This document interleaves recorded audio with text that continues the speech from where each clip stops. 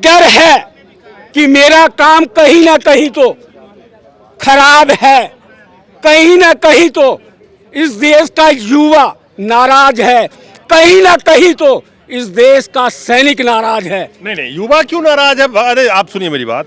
आप युवा नाराज की बात करते हैं, वो खुश है मंदिर मस्जिद के टॉपिक पे, राम मंदिर पे खुश है युवा। अग्निवीर के बाद में आपको धरातल के बारे में एक्स दुश्मनों के धरने से और अग्निवीरों की भर्ती से इस देश का नौजवान और एक्स दुश्मन का लगभग एक विचार, एक सोच बनती जा रही है। रेवाड़ी में मोदी जी की रैली करवाने के लिए आरएसएस और बीजेपी का प्लांट किया हुआ धरना स्टार्ट था और रेवाड़ी में मीटिंग भी उसी कारण हो पाई थी। प्लांटेड था वो धरना प्लांटेड था। कहते हैं कि एक सर्विसमैन के लिए लगातार सरकारी नौकरी में अलग से कोटा भी है, लेकिन उस कोटे के हालात क्या है?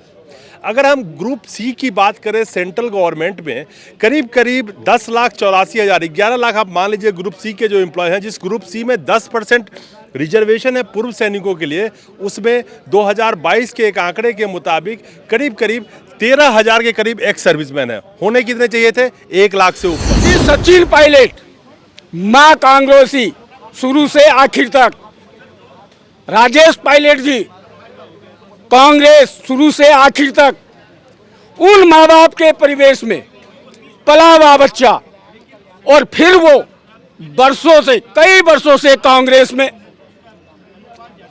और मोदी जी को डर था, ये आंकड़े जोड़ने तोड़ने के डर की वजह से अभी सचिन पायलट को गोद में। दोस्तों नमस्कार। लगातार हमारे जो पूर्व सैनिक हैं जंतर मंतर पे 116 दिन से बैठे हुए हैं। ना कोई देखने वाला है, ना कोई दिखाने वाला है।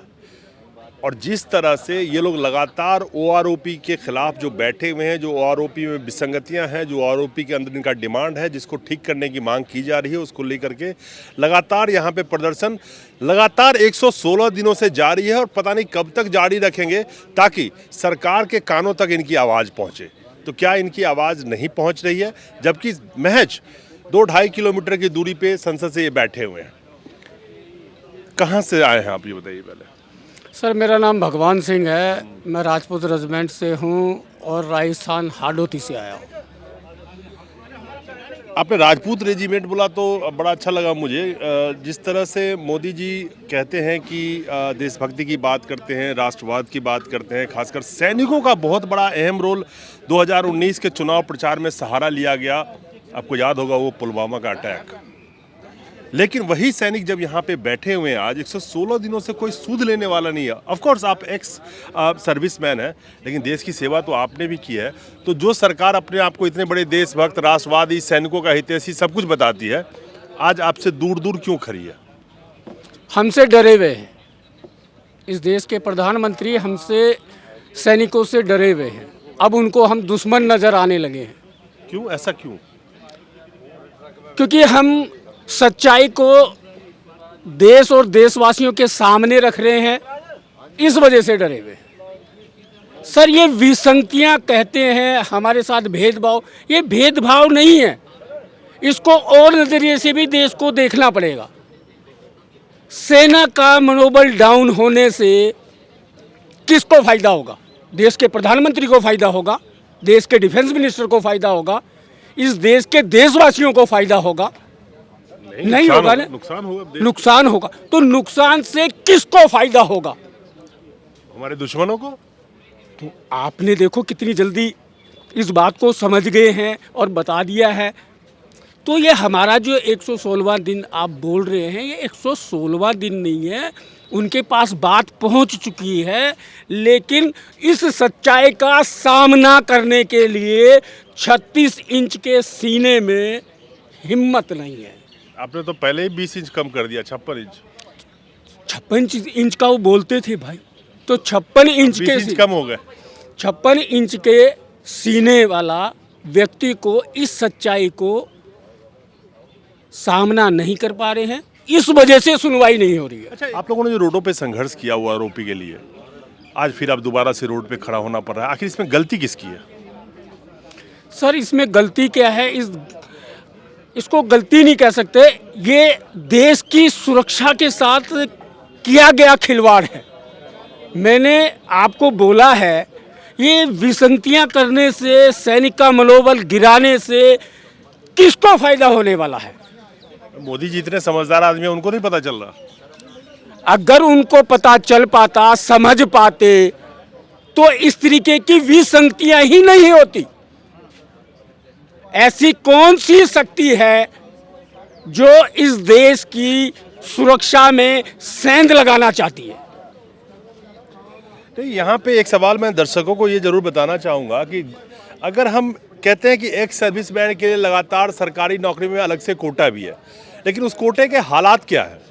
अगर हम ग्रुप सी की बात करें, सेंट्रल गवर्नमेंट में करीब करीब 10,84,000, 11 लाख आप मान लीजिए ग्रुप सी के जो एम्प्लॉय हैं, जिस ग्रुप सी में 10% रिजर्वेशन है पूर्व सैनिकों के लिए, उसमें 2022 के एक आंकड़े के मुताबिक करीब करीब 13,000 के करीब एक्स सर्विसमैन है। होने कितने चाहिए थे? 1 लाख से ऊपर। ग्रुप डी में 20% रिजर्वेशन है एक्स सर्विसमैन के लिए, उसमें करीब करीब 8 लाख जो ग्रुप डी के एम्प्लॉय हैं, उसमें कितने एक्स सर्विसमैन हैं? उसमें 8,000, सॉरी 3.25 लाख ग्रुप डी के जो एम्प्लॉय हैं, उसमें एक्स सर्विसमैन की संख्या है 8,000। लोग सोचते होंगे कि आप नौकरी से जब आए, रिटायर होकर पेंशन नहीं मिल रहा है, यहाँ तो सरकारी नौकरी में जो रिजर्वेशन है एक्स सर्विसमैन का, उसमें भी कोटा खाली चल रहा। सर आपने अभी एक बात कही मुझे कि एक्स सर्विसमैनों का धरना पहले से भी चल रहा था। मैं आपको इस चीज़ पर साफ तरीके से बताना चाहता हूँ, रेवाड़ी में मोदी जी की रैली करवाने के लिए आरएसएस और बीजेपी का प्लांट किया हुआ धरना स्टार्ट था, और रेवाड़ी में मीटिंग भी उसी कारण हो पाई थी। प्लांटेड था वो धरना प्लांटेड था, और वो रैली भी उसी वजह से हो पाई थी। मोदी जी की, बीजेपी और आरएसएस का बनाया हुआ प्रोग्रामिंग था, उस टाइम की लिखी हुई स्क्रिप्ट ही ऑफिसर में और जवानों में एक दूसरे के प्रेम भाव में झेल घोलने का काम किया है। तो मौजूदा प्रधानमंत्री जी की सरकार ने किया है, जो कभी भी सेना के लिए एक अच्छा वातावरण नहीं है। सर एक चीज़ बताओ, आपने रेवाड़ी की बात करी, राजस्थान की बात करी है, उसी राजस्थान में अभी चुनाव आने वाला है जी, विधानसभा का। जी, लोकसभा का चुनाव भी 2024 के मई में आपको पता है ड्यू है, सब कुछ होने वाला जी, है। आप राजस्थान से आते हैं जी, और अलग अलग प्रदेशों के जो पूर्व सैनिक यहाँ पे आ रहे हैं, हम 4 राज्यों में जो प्रमुख चुनाव है वहाँ की बात करें, तेलंगाना, राजस्थान, एमपी, छत्तीसगढ़, क्या आप लोग जो यहाँ पे 20-25 की संख्या में या 50 की संख्या में बैठे रहते हैं, रेगुलर एक धरना का चला रहे हैं यहाँ बैठ के, क्या आने वाले टाइम में, खासकर मैं अगर राजस्थान की बात करूँ, आप राजस्थान से आते हैं, क्या विधानसभा चुनाव में या लोकसभा चुनाव में इस बार मोदी जी का तस्वीर कुछ अलग होगा वहाँ पे?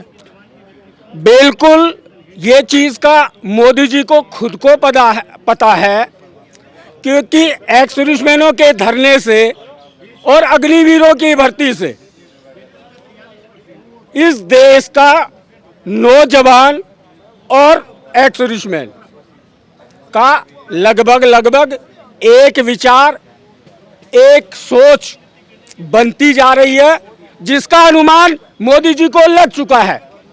जिसका एक डरने का एक एग्जाम्पल बताता हूं कि सचिन पायलट, मां कांग्रेसी शुरू से आखिर तक, राजेश पायलट जी कांग्रेस शुरू से आखिर तक, उन माँ बाप के परिवेश में पला हुआ बच्चा, और फिर वो कई वर्षों से कांग्रेस में,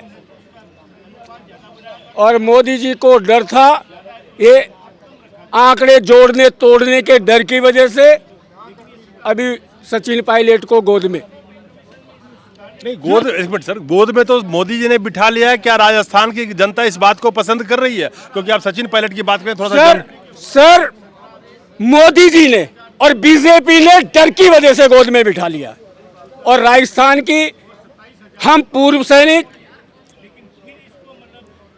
बीजेपी चाहे दे, कांग्रेस चाहे दे, समाजवादी पार्टी दे, बीएसपी दे, कोई और अन्य दल, एक्स पुलिसमैन, पक्का विरोध करेंगे कि किसी आर्मी के अफसर शाह को जो सीट देगा किसी भी हालत में, मैं कह रहा हूं, जमानत जब्त करवाएंगे। एक सर्विसमैन को अगर सीट देगा तो जो आर्मी के रिटायर्ड ऑफिसर को, हाँ, उनको जो भी टिकट देगा, अच्छा। सबसे पहला विरोध। अभी हमने किसी भी राजनीतिक दल का विरोध नहीं किया, लेकिन ऑफिसर्स को देगा, क्योंकि ऑफिसर्स को देने की वजह से इस देश का लोकतंत्र आज तो सैनिक खतरे में है, सरहदें खतरे में है, देश की सुरक्षा खतरे में है। कहीं देश का प्रजातंत्र खतरे में ना आ जाए उनकी कथनी और करनी से, इस वजह से विधानसभा जाने में और रोकेंगे। और हमारे धरने का, आप कहते हैं 115 दिन हो गया है, सरकार नहीं सुन रही है, वो नहीं सुन रहा है, ये धरने का ही फर्क है। नहीं तो राजस्थान का तो प्रचलन है, एक बार कांग्रेस एक बार बीजेपी, तो क्या डर था जो कांग्रेस की विचारधारा को, जिसके दिमाग में बसी हुई थी, उसको गोद में बैठाने का सोचना पड़ गया बीजेपी। लेकिन हाल क्या है वो सिंधिया जी का आज के डेट में, वो भी देख रहे हो ना बीजेपी में जाके क्या हाल है उनका, कितनी इज्जत हो रही है उनकी, ये बताइए। वो उनकी इज्जत, उनको महत्व से हमें कोई लेना देना नहीं है, लेकिन डर है कि मेरा काम कहीं ना कहीं तो खराब है, कहीं ना कहीं तो इस देश का युवा नाराज है, कहीं ना कहीं तो इस देश का सैनिक नाराज है। नहीं, युवा क्यों नाराज है? अरे आप सुनिए मेरी बात, आप युवा नाराज की बात करते हैं, वो खुश है मंदिर मस्जिद के टॉपिक पे, राम मंदिर पे खुश है युवा। अग्निवीर के बाद में आपको धरातल के बारे में पत्रकार महोदय हल्का कुछ उतार चढ़ाव हो सकता है। नहीं, मैं तो एक ही चीज जानता हूँ, जब पूरी सर्विस करके आप यहाँ जंतर मंतर पे करो तो अग्निवीर वाले का क्या होगा, मैं तो ये सोच रहा हूँ। बस तो वही कह रहे हैं ना, इसलिए युवाओं के लिए बहुत बड़ा ऑप्शन सेना में होता। अरे आप ये क्या समझ, हमारे सैनिक तो मरणोपरांत शहीद होने के बाद आज भी बॉर्डरों की, सरहदों की सुरक्षा में तैनात है। शहीद होने के बाद आप देखिए, है कोई देश का कोई ऐसा आदमी जो प्रधानमंत्री बनने के बाद भी देश के बारे में ये रखता हो कि मुझे कुछ नहीं चाहिए, मैं देश के बारे में सोचता हूँ। और देखो सैनिकों का, देखो आज भी बॉर्डरों पे शहीद होने के बाद भी उनकी आत्माएं अपने कर्तव्य को बड़ी सच्ची निष्ठा से, निष्ठापूर्वक आज भी निभा रहे हैं। अच्छा, आपने मेरे से पूछा, मेरे को एक चीज आपसे जानना है कि एक नेता, एक मंत्री या किसी का बेटा बता दो जो आर्मी में हो। नहीं है, नहीं है ना? नहीं। तो जो सैनिकों का जो सम्मान करेगा, उसको सैनिकों के बारे में क्या पता है? कभी अपने बच्चे को भेज के देखे? देखो, उनमें देश के प्रति समर्पण का भाव होता ही नहीं है, इस वजह से वो सेना में नहीं जाते। क्योंकि सेना में वही जाता है जो देश के प्रति समर्पण का भाव होता है, जिसके बाद शहीद होने के बाद भी, मरने के उपरांत भी आज भी बॉर्डरों पे मंदिर बनके और उनकी आत्माएं ड्यूटी करती हैं, जिस पे कोई भी पत्रकार महोदय हो, चाहे सरकार हो, सर्वे कर ले, पता कर ले। वो भाव किस में आता है? वो भाव उसी में आ सकता है जिसके अंदर समर्पण का भाव हो इस देश के प्रति। सवाल आपको एक चीज़ और बताता चलूं कि CIME के आंकड़े कहते हैं कि इस देश में 25 वर्ष से कम आयु की आबादी वाले नौजवानों की जनसंख्या करीब 40% है। उसको अगर संख्या में समझने की कोशिश करें तो करीब करीब 50 करोड़ जो युवा हैं जिनकी उम्र 25 साल से कम है, उसमें से भी 50% बिल्कुल खाली बेरोजगार घूम रहे हैं, यानी कि 25 करोड़ युवा। आपने कहा कि युवा अब इनके झांसे में नहीं आने वाला, तो कोई युवाओं को पता चल गया कि मंदिर, मस्जिद, धर्म, ये सब जो राजनीति में यूज़ किया जाता है सिर्फ कुर्सी के लिए किया जाता है। असली बात तो रोजगार, महंगाई, उन मुद्दों की होनी चाहिए। अभी 22 तारीख को युवा एक मीटिंग कर रहे हैं हरियाणा राजस्थान में देश को, और हो सकता है जो हमारे सोशल मीडिया वाले हैं उनके माध्यम से आपको पता चले, और उनका क्या रुख रहता है वो खुद ही अपना रुख बहुत जल्द बताने वाले हैं इसी 22 जून को। मोदी जी प्रेस कॉन्फ्रेंस क्यों नहीं करते, जवाबदेही क्यों नहीं लेते? भाई मैंने कहा ना, वो मैंने पहले भी कहा कि ये विसंगतियां नहीं है, ये कोई गलतियां नहीं है। मैंने कहा ना, राष्ट्र की सुरक्षा में सेंध लगाना, तो घबरा गए हैं पता चलने के बाद में कि ये हुआ कैसे। और ये वाकई में बहुत गंभीर विषय है। देश की सेना का मनोबल डाउन करने से किसको फायदा होगा? इस देश के दुश्मन को ही फायदा होगा।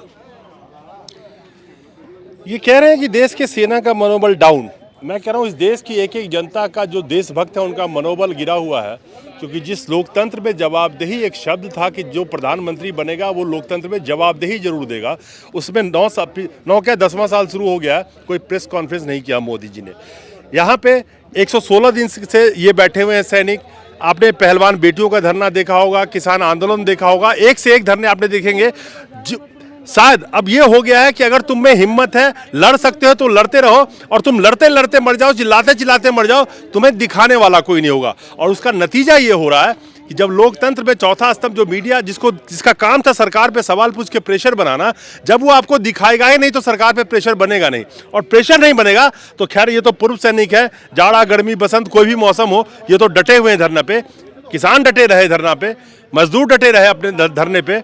लेकिन याद रखिएगा कि इस लोकतंत्र की खूबसूरती जो थी, कहीं ना कहीं ऐसा लगता है कि एक नेचर बना लिया गया है कि तुम चिल्ला चिल्ला के कुछ भी कर लो, तुम्हें कोई मीडिया दिखाएगी नहीं। और यही वजह है कि सरकार अपनी सुकून की नींद सो रही होती है। और हाँ, जब चुनाव आएगा किसी राज्य में या लोकसभा का, तो आप ही के राज्य में वही मंत्री जाके आपसे वोट मांगने जाएंगे। लेकिन आज जब वो पहलवान बेटियां हो, या चाहे हमारे पूर्व सैनिक हो, चाहे किसान हो, जब अपनी लड़ाई लड़ रहे थे तो सब दुम दबा के अपने अपने घर में बैठे हुए थे।